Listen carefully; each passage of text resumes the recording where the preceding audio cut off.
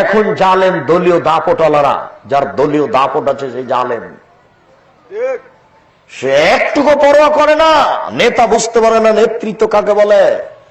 আল্লাহর নবী বলছেন, অত্যাচারী নেতার ব্যাপারে আমি মুহাম্মদ সাল্লাল্লাহু আলাইহি ওয়াসাল্লাম বিচারের মাঠে কথা বলবো না। গ্রাম্য সর্দার বুঝে না নেতৃত্ব কাকে বলে, মসজিদের সভাপতি বুঝে না নেতৃত্ব কাকে বলে।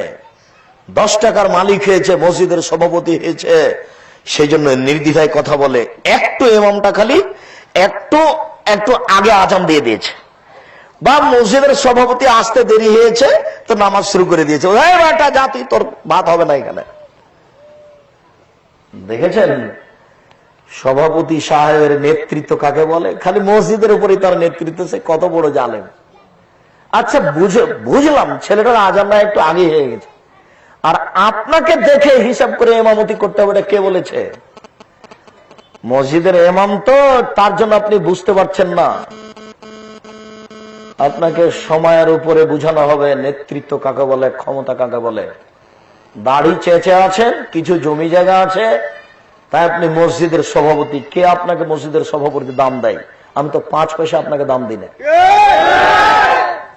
আপনাকে আমি সরিষা সমানো দাম দিই না। ক্ষমতা দেখান কেন? কিসের ক্ষমতা আপনার?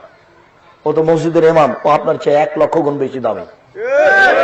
আপনি তাকে মোটা কথা বলেন মানে? আপনি তার স্যান্ডেল মসজিদ থেকে বের করে নিয়ে যেতে দিবেন? আপনি সভাপতি তো কি হয়েছে তাতে? ও তো ইমাম, কোরআন মাজিদ পড়ে, 5 ওয়াক্ত ইমামতি করে, আজান দেয়, আপনার চেয়ে কয়েক কোটি গুণ বেশি দামিও। জুলুম কাকে বলে? মেম্বার সাহেব দলীয় দাপটে মানুষের প্রতি অত্যাচার করেন। চেয়ারম্যান সাহেব জমি দখল করেছেন কেন? সভাপতি সাহেব জমি দখল করেন কেন? এটা তো গাজীপুর, মানে এক জমি 7 বার বিক্রি হয়, জমি খুব দামি, সব ঢাকা শহরের পাশে, বড় বড় ইন্ডাস্ট্রিজ হবে, ছেলে মেয়ে সব এগুলো ভোগ করবে। এই জন্য জুলুম করছেন। জুলুম খুব কঠিন জিনিস।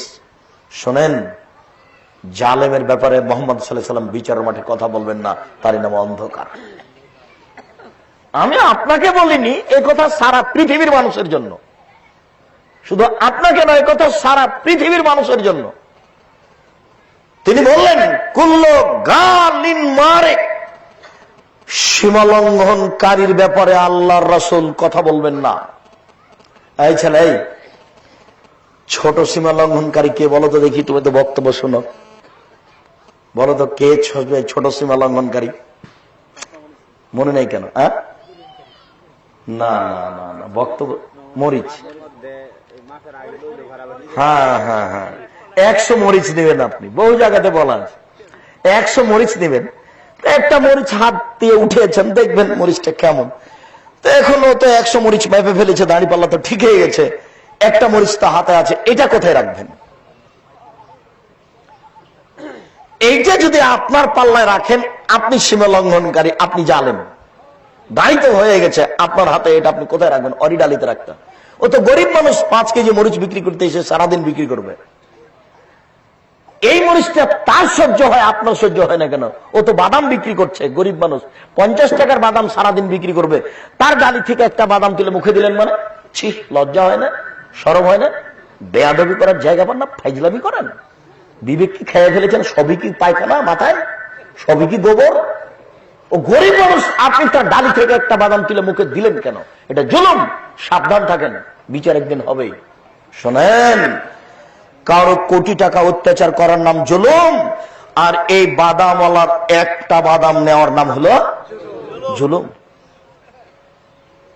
সারাদিন ওই আপনার ½ কেজি বাদাম বিক্রি করবে, 1 কেজি বাদাম বিক্রি করবে সারাদিন।